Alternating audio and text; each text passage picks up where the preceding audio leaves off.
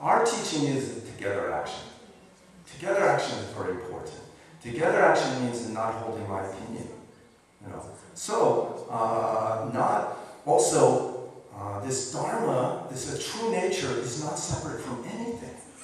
The Sixth Patriarch also talked about that. There's no special place to go to practice. Wherever you are, true nature is there. Any activity, any situation.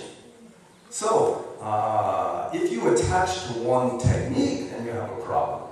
For example, Korean people eat with chopstick and spoon. Japanese people usually, I heard, just with chopstick. Western people with a fork and a knife. And in India, often they eat just with their hand. I saw in Malaysia also sometimes. Just to pick up the food into the mouth. So 4 different techniques. But direction is all the same. Food into my stomach. So technique is not the most important thing. Direction is most important. If your direction is clear, every technique will work. Any situation will work. If your practicing direction is clear, even going to the toilet, even throwing up is the Dharma. In fact, Bong got enlightened throwing up. So not only sitting. Sitting is a wonderful thing because you're in such a balanced position and you do nothing that you can digest your karma. But it's not the only way. So, because I think Sun San-sing saw that the many Zen students become attached to sitting, then their wisdom doesn't grow up sometimes. He included all these things. Also, he wants to connect with everybody, not just the sitting people. So, Buddhism also has chanting, bowing, many things. And break this attachment to one form. Break our attachment. Not make an attachment stronger to one idea. So we bow, chant, sit. Most important is together action. Like when you chant, meaning is not important. Actually, for Western people, our chanting is very fortunate because it's mostly in Korean and Sanskrit, so we don't know what it means. Because meaning is not important. This moment clear is very important. Mahabanya paramilta. Every sound very clear. This is very important and very strong practice when you do that. Because in the beginning, you don't know the chanting. So actually, that's very good. Then you really pay attention. But later, once you know the chant, your mouth is Mahabanya, and my head is, that dinner tonight was lousy, and after this is over, we've got to sit, and the head mom's such a jerk. You can be thinking one way and your mouth's chanting. Then you have to make more effort, bring your attention back to this moment and to this sound. So chanting's purpose is not the meaning. Yeah, sometimes the meaning is helpful. It's like a road sign. You want to go to Busan, so you go out on the highway. Oh, Busan, and there's an arrow. But you don't sit under the sign and go, oh, Busan. Oh, yeah, Busan. Not like they said beach, but I don't see a beach. So same thing, words are just pointing somewhere. They're not the thing itself. And in Buddhism we say words are like a finger pointing to the moon. If you attach to the finger, you don't get the moon. Dogs attach to the finger. If you point to a dog, almost always they'll look at your finger. Even if there's food over there, they won't understand. And the human beings attach to words, but words are just pointing. So chanting is this together action. Also, all your energy comes to one point. Usually our mind is, we say, lost mind. Doing one thing, thinking something else. Another kind of lost mind is, Sansin used to give the example, he'd say, some man and woman in a room having a good time, then very good feeling. Then somebody appears with a gun. Give me your money. Then suddenly this good feeling all disappears. Just, bad feeling.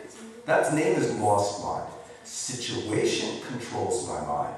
Good situation, good feeling, good mind. Bad situation, bad feeling, bad mind. That's also lost mind. What is chanting practice? All your thinking and emotional energy into one point, just into making the sound. Mahabanya paramilta. All my thinking, all my feeling, everything, only into this sound. When it's 100% just sound, that's one mind. But Zen means not one mind, clear mind. So one more step. Hear your voice, hear other people's voices. That's clear mind. Just like when we're talking and in the back, some sound, like a book or something. Without thinking, you can hear that. That's your clear mind already functioning. But if you pay all your attention to your thinking and your desire and your body feeling, you cannot perceive what's happening right in front of you. Somebody's walking down the street and somebody pulls a gun. Give me your money. Then that means a lost mind. Somebody's walking down the street who's keeping one mind. Maybe they're practicing. They just try this mantra all the time. Then somebody with a gun appears. Give me your money. Give me your money or I'll shoot you. Are you crazy? Just one mind. Don't care anything. Life, death, and nothing. That's name is one mind. But Zen means a clear mind. So what is clear mind? Somebody with a clear mind is walking down the street. Then somebody with a gun appears, pulls out a gun and says, give me your money. Then this a clear mind person says, how much do you want? Everything. Okay, just a minute. Then take out your money, give him all your money. But that time you're feeling a little sad because you understand this is a person. Right now they're winning, so they're very happy. But someday they'll lose, then they'll have suffering. So your mind will also suffer. So that time maybe you say to them, well, you know, right now you're winning, but sometime you lose and you'll suffer. Then this man says, shut up. Then, no. Someday when you're suffering, please, you come to the Zen center and practice Zen, okay? Shut up, go away! Then you go away. But someday he's caught and goes to jail. That time suffering. Then he'll think about, oh, you know, I robbed many people, but one person, very strange, you know. How much do you want? Also, his face is like a compassion face, you know, sad, not scared. Also, his speech is correct. What he says is some center, Zen center. I better check that out. So already planting seed. That's a clear mind. So our practice is return to this clear mind. So chanting is just clear mind practice. Also bowing. Bowing just means the body and mind become one.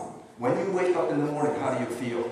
You know, stumble around, you know, hit the bathroom door. My father's style was, don't talk to me till I have my coffee. Maybe most people nowadays wake up, coffee. Coffee is the most important. Coffee, then, wake up. Our style is a bow. First thing in the morning, bow. When we're sleeping, the body's in the bed sleeping, but you have a dream.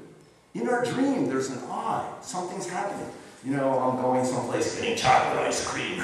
Maybe all day during sitting, you know, on Hank's thinking, chocolate ice cream, I want chocolate ice cream. When's Jill jail, right? I want chocolate ice cream. But nighttime, he got some in the dream. I don't know, I had chocolate ice cream, it was great. Then wake up, oh, where's my ice cream? So, in the dream, your body and your thinking consciousness separate.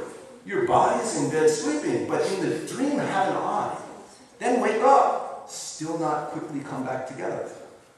So bowing. Bowing, soon your thinking consciousness and your body consciousness become one. So bowing is very important. Then also bowing can take away lazy mind and angry mind. If you have lots of anger, just sitting, very difficult. You have to be very strong, very determined. But bowing possible. Many bowing, then digest your angry mind. Then more clear. You can see the situation more clearly. Angry mind comes from blaming somebody. I'm right, you're wrong. But this thinking is already a mistake. If you can digest the feeling, then your thinking will change. Then you can see the situation better. Then some kind of connect is possible. So bowing and chanting, very important, very good practice. So any religion doesn't matter. Any religion can practice Zen. Because it's not dependent on speech and words. You can practice and believe in God.